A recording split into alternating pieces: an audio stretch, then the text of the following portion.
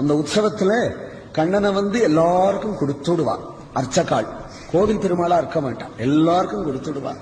அங்க என்னன்னா எடைச்சிகள்லாம் பானை மேல பானை வெண்ணெய் உருட்டி வச்சண்டி வெண்ணெய் வித்துண்டு வருவா. அப்ப யாரு வேணாலும் அந்த வெண்ணைய வாங்கி கண்ணன் மேல தானாவே அடிக்கலாம். கண்ணன் மேல அடிச்சுட்டே இருப்பா. அர்ச்சகாலாம் முகத்தை வழிச்சுட்டே இருப்பா, முகத்தை வழிச்சுட்டே இருப்பா. வெண்ணெய் எடுத்து எடுத்தும் ஆளாது.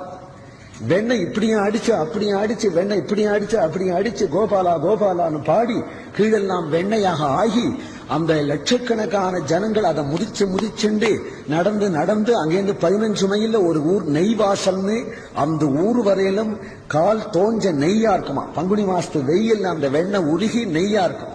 அப்ப எவ்வளவு அந்த மன்னார்குடி டவுன்ல எவ்வளவு வெண்ணெய் கீழே சிந்திருக்கணும் தான். அப்படி ஒரு சமிருத்தியா கண்ணன் வருவான் தவழ்ந்து விளையாடு. அப்படி வரும்பொழுதோ யார் பார்க்கட்டும், அந்த உள்ள வயசான கழிவுகளான சில பேர் பெருமாள் புறப்பட்டாச்சான்னு வரும், கேட்க மாட்டா. சுவாமி கிளம்பியாச்சான்னு கேட்க மாட்டா. சுவாமி புறப்பட்டாச்சான்னு கேட்க மாட்டா. கோபாலன் எங்க நிற்கிறான், கோபாலன் எங்க போறான், கோபாலன் எந்த நின்று இருக்கான் என்று அந்த பாட்டிகள்லாம் கையை கோத்துண்டு கோபாலனுக்கு சரியா ஓடுவான்.